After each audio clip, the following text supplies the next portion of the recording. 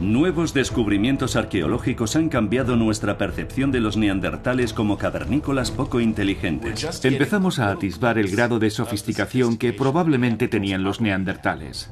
Según parece, eran muy parecidos a nosotros.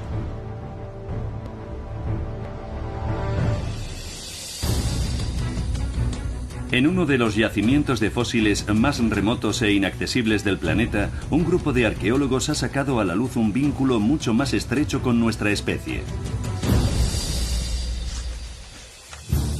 En los Montes Cárpatos, en Rumanía, un equipo de arqueólogos se prepara para volver al lugar de un descubrimiento histórico. Un yacimiento que demuestra que los humanos modernos y los neandertales convivieron en otro tiempo pacíficamente. Se ha ocultado la ubicación exacta con el fin de proteger el lugar de buscadores de fósiles. Aquí, en 2002, varios espeleólogos dieron con una mandíbula humana, hallazgo al que siguieron 3 años de excavaciones dirigidas por un grupo de arqueólogos especializados en espeleología. Está en perfecto estado. Se trata de un yacimiento completamente nuevo y sin explorar. Algo muy poco común en la vida de un científico.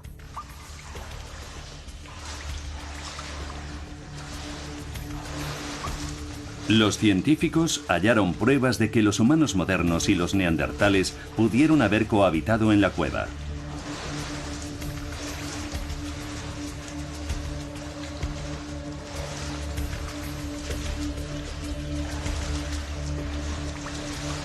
El equipo vuelve sobre sus pasos, descendiendo por oscuros corredores y atravesando un río subterráneo. A medida que se adentran en la montaña, la cueva se estrecha y sube el nivel del agua. Esta es la única ruta de acceso a la cueva. Es fría y húmeda, y también bastante peligrosa.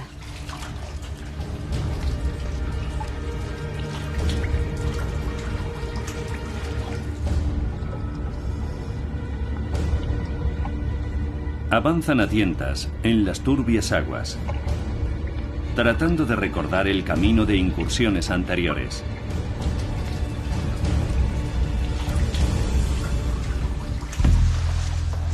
Ya en el otro lado acceden a una gran caverna con pasadizos que conducen a cámaras más pequeñas.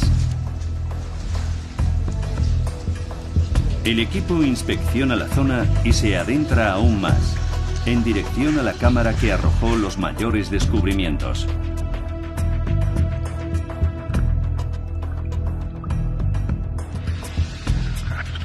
Sin embargo, la ruta está bloqueada por el agua que ha inundado la caverna inferior. En un pasadizo tan estrecho, estás sola. Si te quedas atrapada, no hay escapatoria. ¿Hola? Así que si te pasa algo, estás muerta.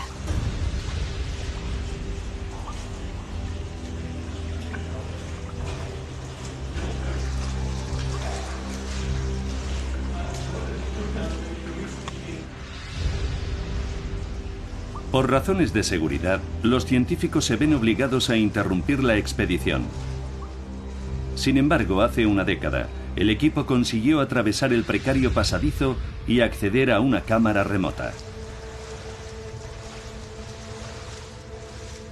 Estas reveladoras imágenes corresponden a una expedición de 2003, una misión que tuvo su recompensa. El equipo accede a una cámara en las profundidades de la cueva denominada la Galería de los Huesos. El suelo está cubierto de huesos de animales, restos de osos y otros grandes mamíferos muy apreciados por los cazadores prehistóricos. Empiezo a tomar notas. Sedimentos poco visibles. Pero entremezclados hay también restos humanos, principalmente pequeños fragmentos de huesos fosilizados que datan de hace 40.000 años. Fue una locura. Estaba entusiasmada con todo lo que tenía alrededor. Huesos en buen estado de conservación. Es asombroso lo que hay en esa cueva. En un rincón oscuro de la excavación, un miembro del equipo encuentra algo. Mirad, eso de ahí parece humano. Un fragmento de un cráneo. Una pieza que formará parte de un descubrimiento aún más importante. El cráneo fue toda una sorpresa. Es muy importante para la historia de la humanidad.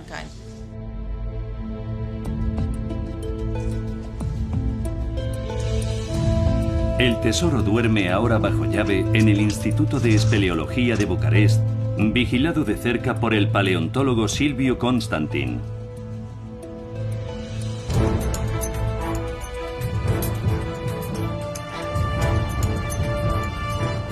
Si observamos el cráneo en su conjunto, vemos que es un humano moderno con rasgos neandertales. Es el tipo de descubrimiento que pasa una sola vez en la vida. El cráneo se ha reconstruido a partir de 40 fragmentos. Constantin y su equipo tardaron 3 años en reconstruir el cráneo y determinar sus rasgos exactos. El rostro es largo, algo que no vemos en los humanos modernos. Los dientes también son diferentes. Son demasiado grandes para un Homo sapiens moderno. Se asemejan mucho más a los de un neandertal. Y el rasgo más revelador de todos. En la parte posterior vemos un moño occipital. Esta protuberancia protege el lóbulo occipital, la zona en la que se procesa la información visual y de mayor tamaño en el cerebro de los neandertales. No es algo característico de los Homo sapiens, sino de los neandertales.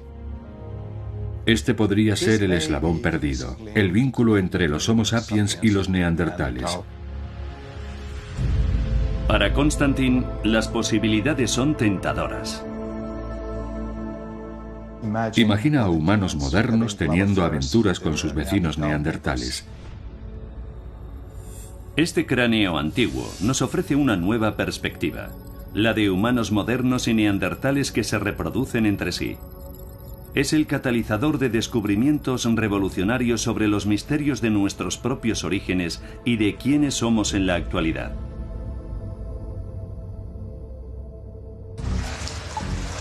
En una cueva rumana, un grupo de científicos descubre un misterioso cráneo, un humano moderno con rasgos característicos de los neandertales. Este hallazgo plantea un interrogante. ¿Tenemos algún tipo de relación con los neandertales? ¿Qué relación tienen con nosotros? ¿En qué nos parecemos a los neandertales? Para mí, sigue siendo uno de los mayores misterios en torno a nuestros orígenes. ¿De dónde venimos? Estos científicos de la Universidad de Washington buscan rastros de neandertales en nuestro propio ADN. El ADN es una maravillosa e increíble molécula con información. Es casi como leer un libro con historias sobre nuestro pasado. El reto actual es interpretar las palabras que contiene ese libro. Las largas hebras de moléculas de ADN enrolladas en nuestras células determinan y controlan nuestros rasgos. El conjunto completo de ADN de una célula constituye nuestro genoma. El genoma especifica el desarrollo del plan corporal, de la fisiología del organismo. Es lo que hace humanos a los humanos y neandertales a los neandertales. En 2010, varios científicos trazaron el genoma de los neandertales. Al compararlo con el de los humanos modernos, descubrieron algo asombroso. Fuera de África, todas las personas tienen ascendencia neandertal. La cifra varía en función de la población, pero en cada individuo representa entre el 1,9 y el 2,1% del genoma. Los neandertales perviven en nuestras propias células.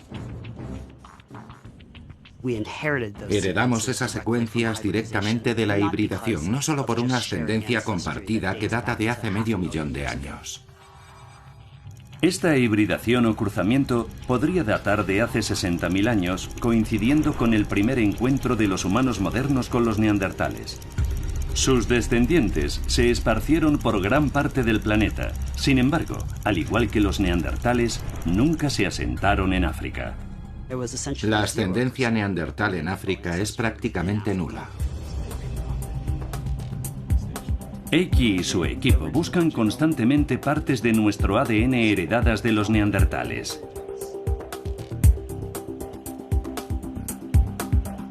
En 2014 compararon ADN recuperado de huesos neandertales con el genoma de más de 700 personas vivas. Lo interesante es que el 2% de genoma que he heredado de los neandertales podría ser diferente del 2% que has heredado tú. Combinados, los diferentes genes neandertales que portamos en la actualidad revelan que gran parte del legado genético de los neandertales perdura.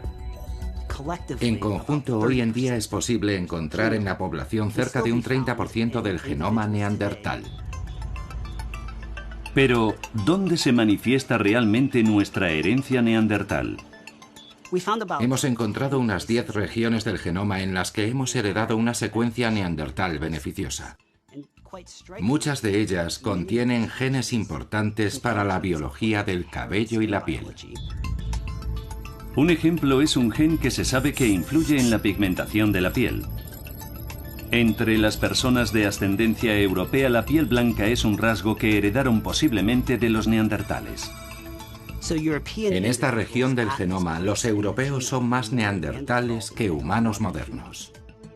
Puede que otro rasgo heredado de los neandertales sea el pelo liso.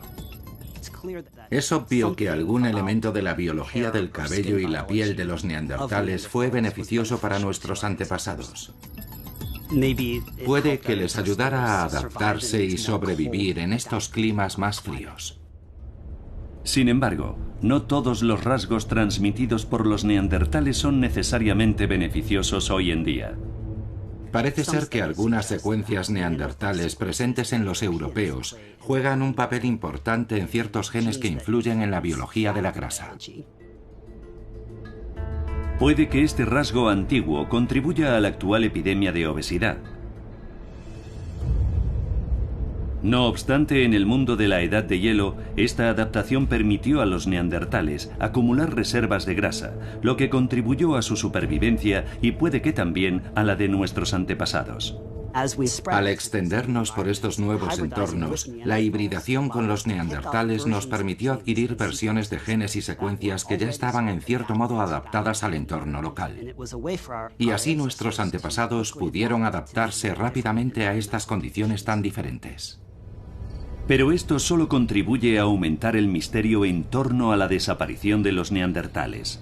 Si sus adaptaciones genéticas nos ayudaron a sobrevivir, ¿por qué ellos perecieron? La causa podría ser el clima, factores demográficos, enfermedades, el aprovechamiento de los recursos. Su desaparición es un verdadero misterio. Sobrevivieron durante mucho tiempo y se extinguieron sin más. Puede que el lugar en el que vivían los humanos modernos y los neandertales albergue una pista. Hace 40.000 años, los humanos modernos vivían en África, Asia, Europa e incluso Australia. Su población había crecido hasta unos cientos de miles. Los neandertales no sobrepasaron nunca los 100.000. Confinados a zonas de Europa y Asia, eran más vulnerables a los acontecimientos regionales. Los neandertales salieron adelante en ese entorno. Evolucionaron para adaptarse al frío y acabaron prosperando. Y lo hicieron en un entorno lleno de peligros. ¿Es posible que el entorno se tornara demasiado adverso? ¿Demasiado difícil de soportar incluso para los neandertales? Este lago volcánico, situado cerca de Daun, en Alemania, contiene sedimentos que datan de la época en la que los neandertales habitaron la región. Un testimonio inmaculado de cómo era el entorno hace 100.000 años. En este punto, paleoclimatólogos de la Universidad de Maguncia perforan cientos de metros bajo la superficie para extraer testigos de sedimentos.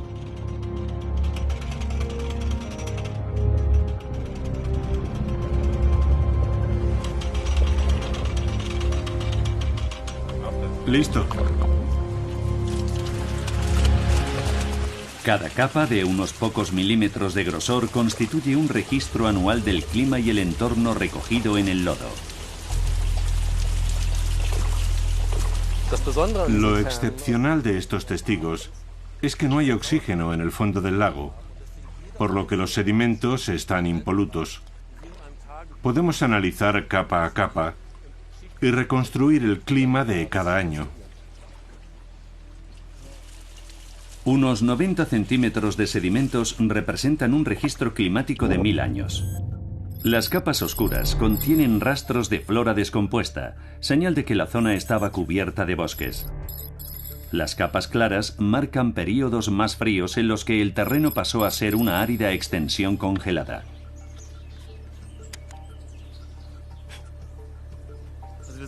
Aquí vemos que el clima cambia rápidamente.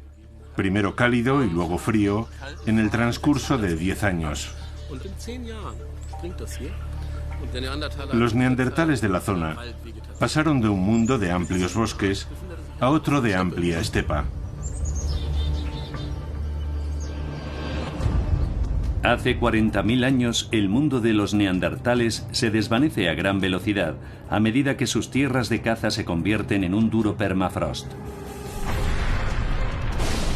Y lo peor está por venir.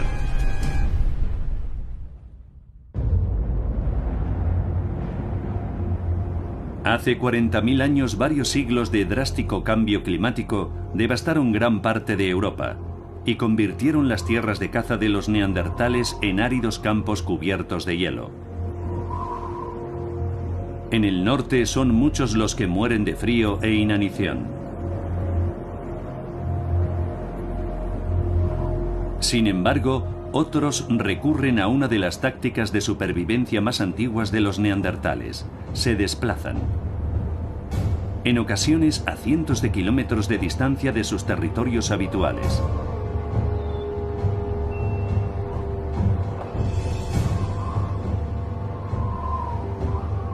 Alejados del resguardo de las cuevas, los neandertales levantan tiendas hechas con pieles. Sus adaptaciones técnicas de supervivencia y destrezas adquiridas a lo largo de 300.000 años les permiten sobrevivir a una era caracterizada por el frío y el hielo. Era un entorno muy adverso en lo que al clima se refiere, pero hicieron frente a las adversidades y salieron adelante. Pero los siglos de implacable cambio climático pasan factura. La población de los neandertales se reduce a posiblemente no más de 20.000, lo que empuja a la especie a un punto crítico. Mi sospecha es que es probable que la población de neandertales fuese muy reducida y estuviese muy dispersa. Esta situación te hace vulnerable a sucesos fortuitos. Al ser la población tan reducida, cualquier catástrofe, erupción volcánica o tsunami, si estás en la costa, pueden tener un efecto considerable. Las erupciones volcánicas en particular han cambiado en numerosas ocasiones el curso de la civilización. 10 de abril de 1815. La erupción del monte Tambora, situado en la isla indonesia de Sumbawa, es la mayor jamás registrada. La explosión acaba con la vida de 10.000 personas en las inmediaciones. La ceniza y el gas que arroja circunvuelan la tierra y tapan el sol. El siguiente año se conoce en todo el mundo como el año sin verano, lo que provoca que las cosechas se malogren y el ganado muera. En total se calcula que 90.000 personas fallecen en todo el mundo. Lago de Ilopango. En el año 535, una erupción volcánica en El Salvador enterró más de 10.000 kilómetros cuadrados bajo casi 1 metro de ceniza, lo que imposibilitó cualquier actividad agrícola durante una década y casi acabó con la civilización en Centroamérica. Pero ni el del lago de Ilopango, ni el del monte Tambora son los únicos desastres volcánicos globales ni los de mayor escala. Lago Toba, Indonesia. Esto es un supervolcán, uno de los asesinos más letales de la naturaleza. Sus plácidas aguas ocultan una caldera derrumbada que abarca más de 1.100 kilómetros cuadrados. Hace 74.000 años la roca fundida y los gases sobrecalentados se expandieron hasta que la corteza terrestre no pudo soportar la presión.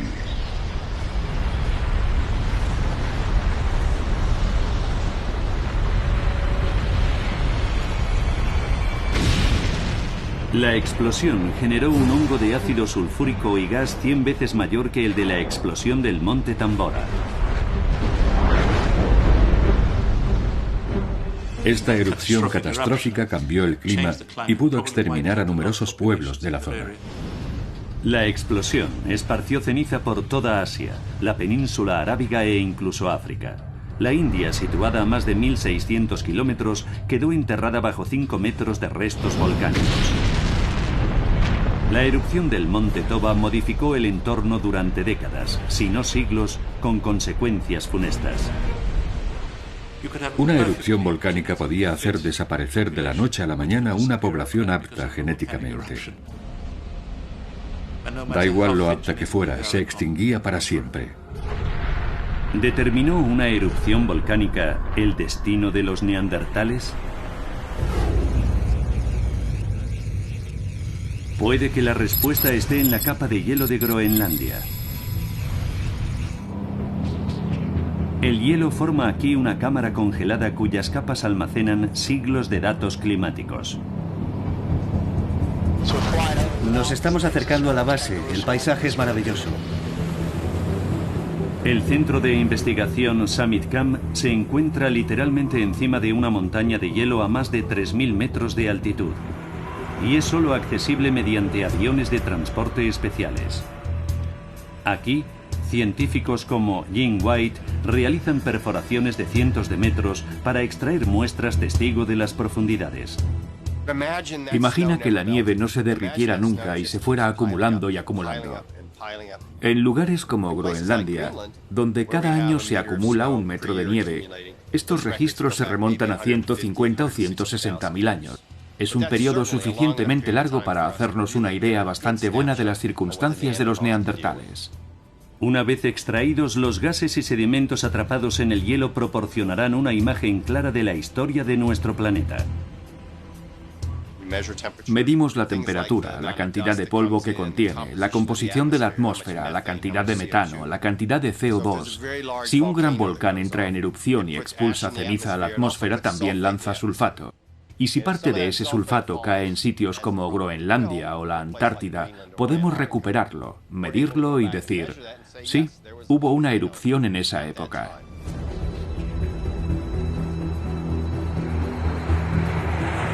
Las muestras recuperadas de la capa de hielo de Groenlandia se llevan a un almacén a temperatura ultra baja situado a miles de kilómetros de distancia, el Laboratorio Nacional de Testigos de Hielo de Denver, Colorado, donde más de 18.000 metros de testigos de hielo aguardan para ser analizados.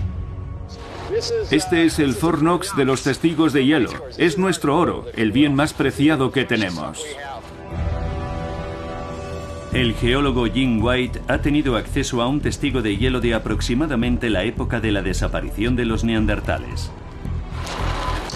Este testigo es de hace unos 39.000 años, ¿verdad? Sí.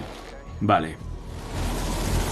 White lidera el estudio de los testigos de hielo desde los años 80, por lo que sabe cómo interpretar claves ocultas en esta historia congelada. Resulta fascinante pensar que los neandertales vivían cuando cayó esta nieve.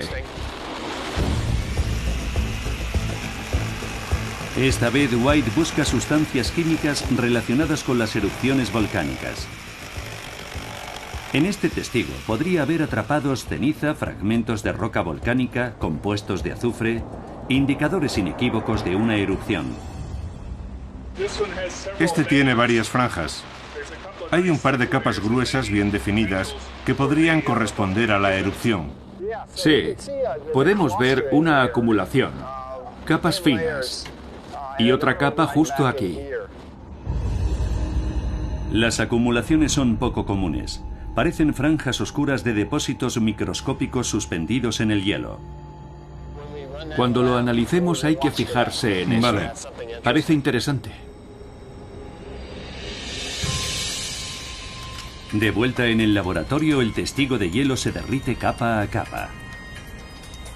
Lo que estamos haciendo es separar la nieve semana a semana, mes a mes y año a año para introducirla en la máquina y analizarla. Es como hojear una a una las páginas de un libro. En este caso, es probable que cada 10 centímetros equivalgan a un año más o menos, por lo que se trata de un registro muy detallado. Las partículas y las sustancias químicas atrapadas en el hielo se aíslan y analizan. Imagino que a los neandertales les habría sorprendido bastante todo lo que hay aquí, pero no menos el hecho de que sepamos lo que les va a pasar. Por fin, el hielo revela el secreto tanto tiempo guardado. Restos de una erupción volcánica. En Groenlandia no vemos ceniza, pero sí hay sulfato de la erupción. Y sabemos que tiene lugar justo en el mismo momento en el que se produce este enfriamiento abrupto que vemos en el testigo. Un indicador claro de una colosal erupción con consecuencias de gran alcance. Fue una erupción volcánica, sin duda una de las mayores de los últimos 200.000 años. Un momento muy delicado para la vida. ¿Es esta la prueba concluyente? ¿Podría al fin explicar el misterio de la desaparición de los neandertales?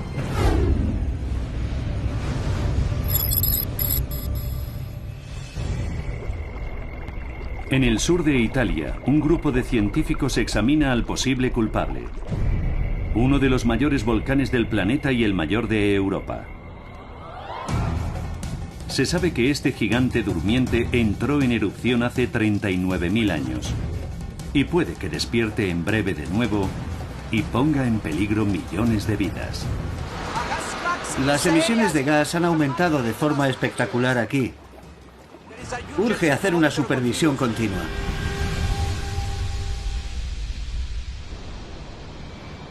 Bajo la ciudad italiana de Nápoles, la tierra tiembla. El Vesubio se yergue imponente a casi 10 kilómetros de distancia. Pero este monte no es la mayor amenaza para los 4 millones de habitantes de la zona. Un volcán mucho mayor y mucho más letal ruge prácticamente bajo sus pies. Los Campos Flegreos, la mayor y más peligrosa área volcánica de Europa. La mayor parte de su caldera, de casi 13 kilómetros de ancho, se encuentra bajo la superficie del mar Mediterráneo. Se trata de un supervolcán. Los científicos del Observatorio de Vulcanología de Nápoles examinan cada centímetro de este caldero en ebullición. Mientras los mareógrafos miden el nivel exacto del lecho marino, varios sismógrafos rastrean el terreno en busca de indicios de temblores subterráneos. Es necesario y urgente que se supervise, ya que alrededor de 500.000 de personas viven en el área de la caldera. Dentro de la caldera, gases sulfurosos tóxicos emanan de las grietas de la superficie.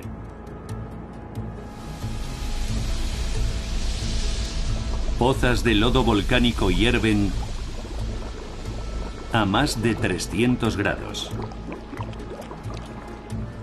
Los científicos vienen registrando alarmantes indicios de actividad. Las emisiones de gas han aumentado de forma espectacular aquí. El terreno se está elevando. Urge hacer una supervisión continua.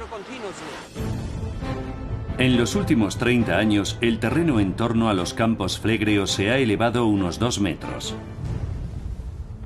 El volcán está tan activo que varias personas ya han tenido que abandonar su hogar. Sígueme. Voy a enseñarte un fenómeno muy interesante. En este edificio abandonado, podemos apreciar lo agresivos que son estos compuestos sulfurosos. Caray. El azufre y el gas han ascendido y penetrado por el suelo y las paredes. Está a unos 90 grados. No, más. Incluso 100. Sin embargo, los indicios más perturbadores están en otro lugar.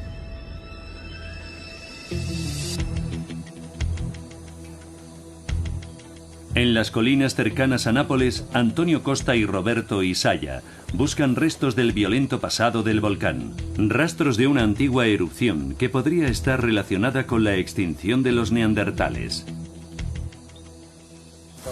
Este es el afloramiento que ya te describí. Y esa es la capa de la que hablamos antes.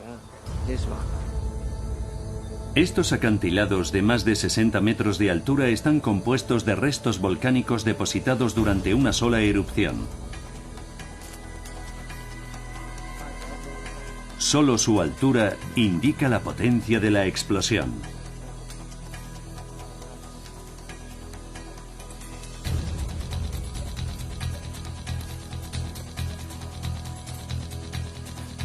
Ceniza. Esto es ceniza.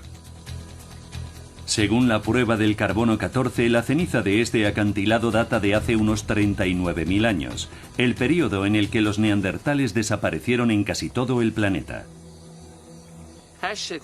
Cabe imaginar que cenizas tan finas como estas fueron a parar a todo el Mediterráneo oriental, muy lejos de la zona de los campos flegreos. ¿Pero bastó la potencia de la erupción para extinguir a los neandertales? Creo que la erupción de Italia pudo ser considerable. La pregunta es, ¿cuál fue el área geográfica afectada? Si fue mayor de lo que imaginamos. La respuesta puede estar en la ceniza. Los científicos pueden calcular la fuerza de una erupción midiendo el grosor de las capas de ceniza en ubicaciones alejadas del volcán. En Rumanía, a más de 1.100 kilómetros de los campos flegreos, el geólogo Daniel Verés busca ceniza procedente de una antigua erupción. Una pista que desvele la potencia de la explosión y quizás la causa de la extinción de los neandertales. Le acompaña su colega Ulrich Hambach. Voy a tomar una muestra para estudiarla de cerca. Es mucho más ligera que el Loess. Dan, creo que puede ser ceniza volcánica. ¿En serio? Tiene la consistencia de la ceniza volcánica. Sí, la misma. Hambach y Verés forman uno de los equipos que investigan la magnitud y el efecto de la explosión de los campos flegreos. Esta ceniza podría acercarles un poco más a la respuesta. El grosor de la ceniza en este punto concreto es de 1,10 metros, e incluso mayor. Hacia la izquierda, hacia el centro de la depresión, que ahora está cubierto de restos. Midiendo la altura de la capa, pueden empezar a calcular la potencia de la explosión. En esta región, situada a más de 1.100 kilómetros de distancia, el volcán depositó unos 120 centímetros de ceniza. Se trata de un hallazgo realmente inesperado. La erupción que generó esta capa en concreto debió de ser de una enorme magnitud. Tal y como suponemos, esta erupción de los campos flegreos en el sur de Italia, que ha sido considerada la mayor de los últimos 200.000 años, es probable que fuese de una magnitud aún mayor de lo que se pensaba.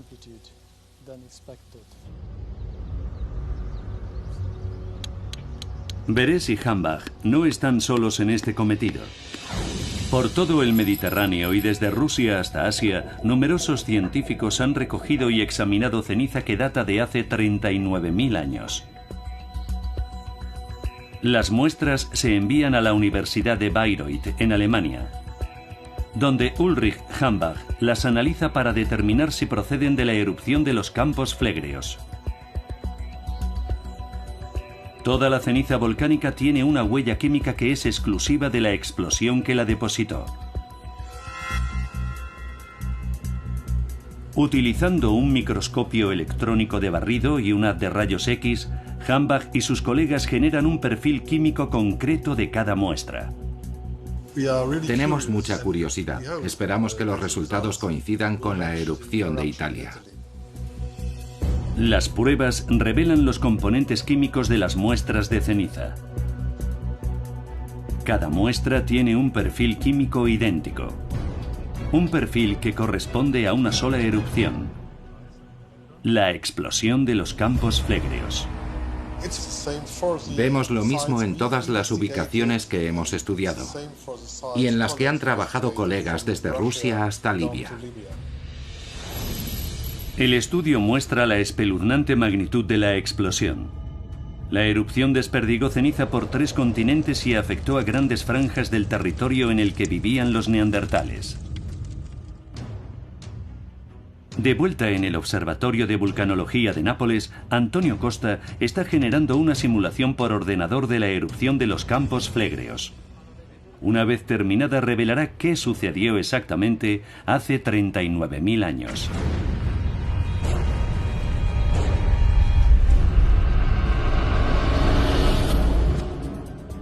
En el Observatorio de Nápoles, Antonio Costa y Roberto Isaya están generando una simulación por ordenador de la erupción de los campos flegreos hace 39.000 años.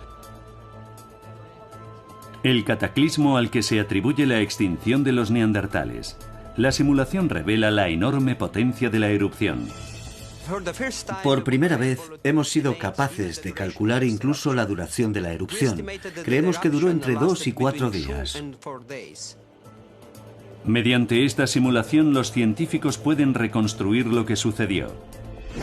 Hace 39.000 años el volcán de los campos flegreos se yergue imponente sobre el terreno, pero pronto se vendrá abajo. En las inmediaciones, los neandertales sienten los primeros indicios de una erupción inminente. Una descarga de temblores emana del volcán.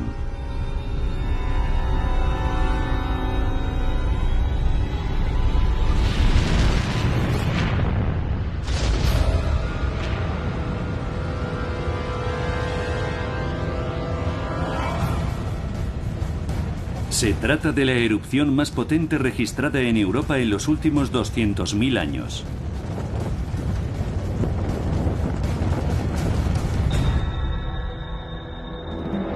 Del volcán salen despedidos flujos piroclásticos que arrasan con todo en más de 60 kilómetros a la redonda.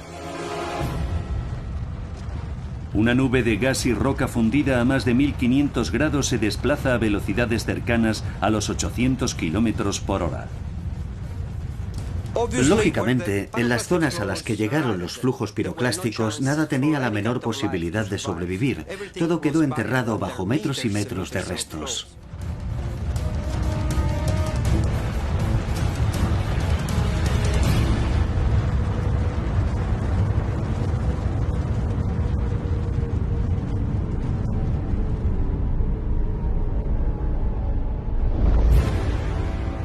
Un hongo de gas volcánico y restos abrasadores asciende hacia la atmósfera terrestre.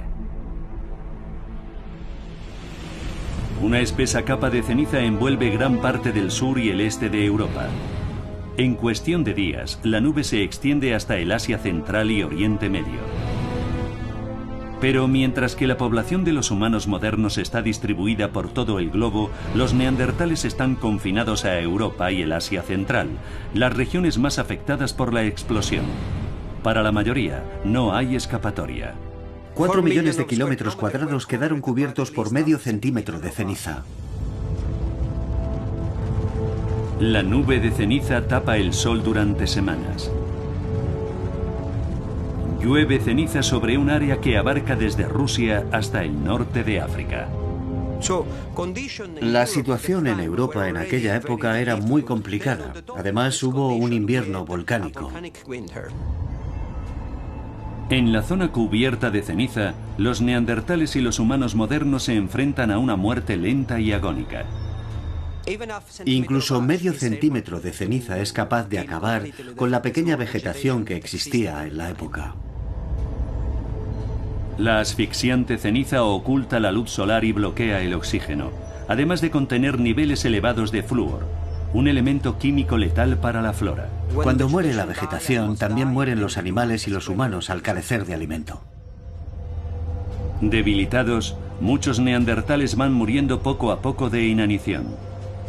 Otros presentan síntomas de envenenamiento grave por flúor, como fatiga crónica y náuseas, y acaban falleciendo. Los primeros en morir son los niños y ancianos. Sin embargo, privados de alimento y luz, incluso los más fuertes acaban pereciendo.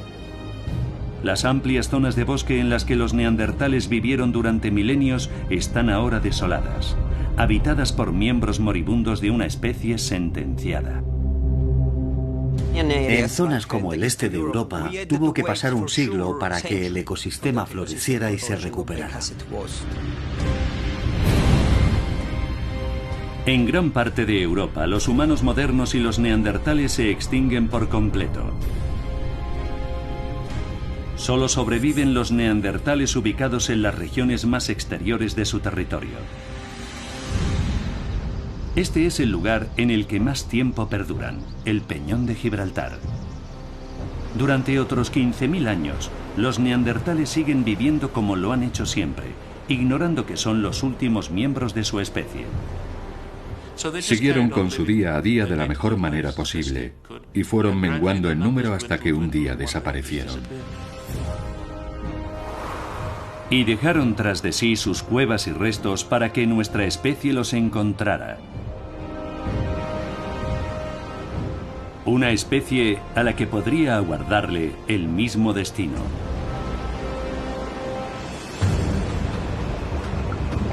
Hoy, 39.000 años después de la catastrófica erupción, los campos flegreos siguen rugiendo.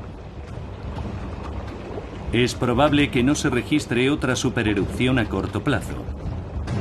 Pero, de suceder, podría diezmar todo un continente. Los vulcanólogos están en alerta máxima. La composición del gas ha cambiado recientemente y contiene ahora más componentes magmáticos. Lo supervisamos cada 2 semanas. Incluso los que viven a gran distancia de este monstruo tienen motivos para estar preocupados.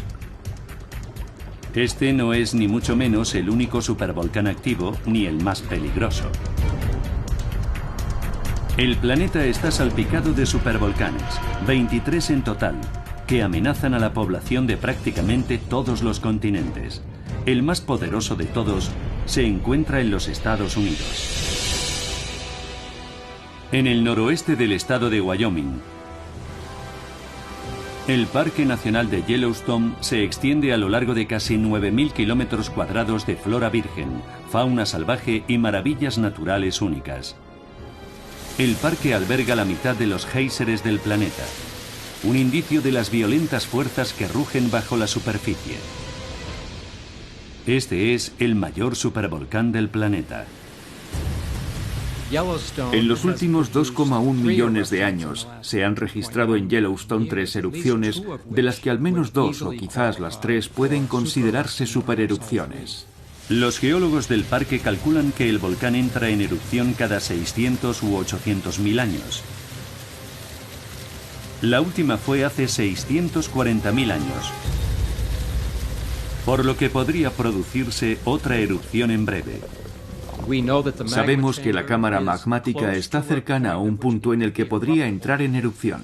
De acuerdo con las proyecciones del Servicio Geológico, una erupción podría tener consecuencias catastróficas.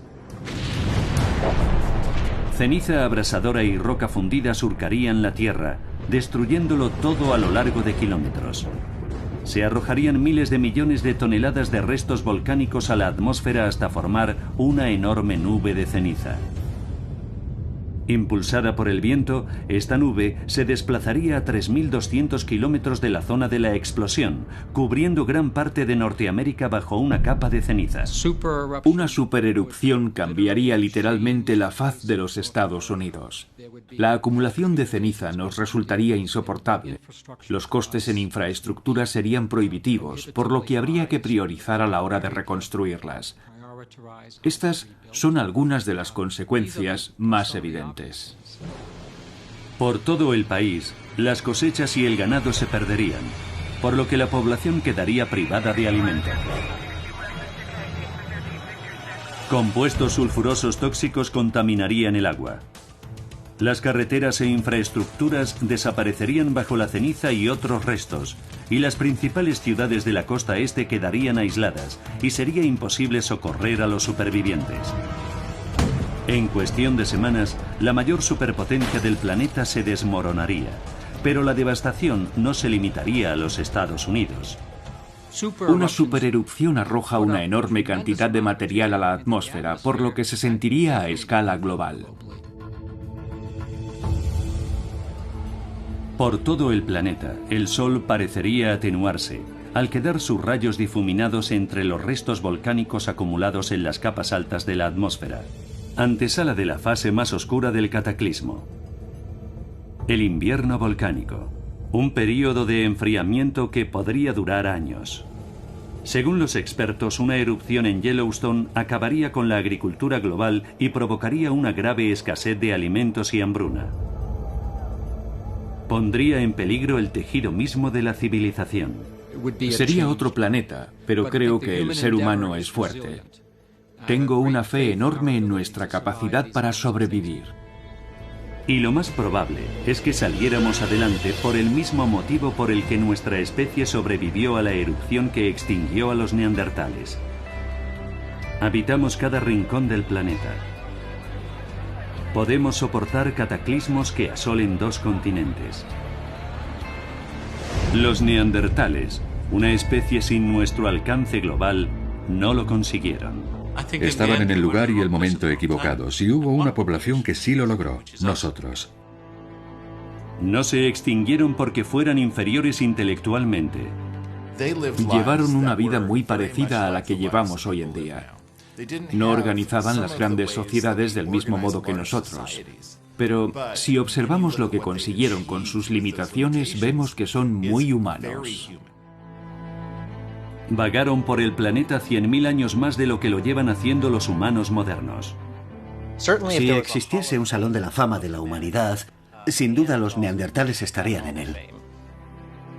En cierto modo, les debemos la vida.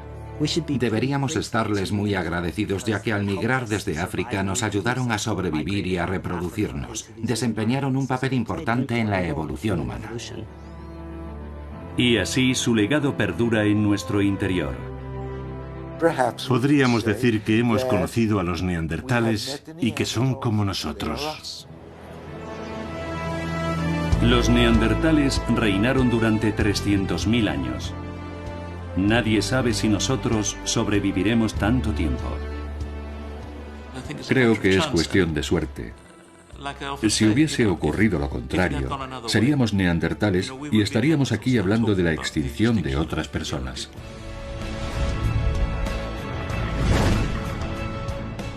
No creo que hoy pudiésemos reconocer a un neandertal si fuese caminando por la calle. Tal vez no solo saldrían adelante en la sociedad moderna, sino que serían más aptos que nosotros para algunas profesiones. Somos la única especie humana del planeta.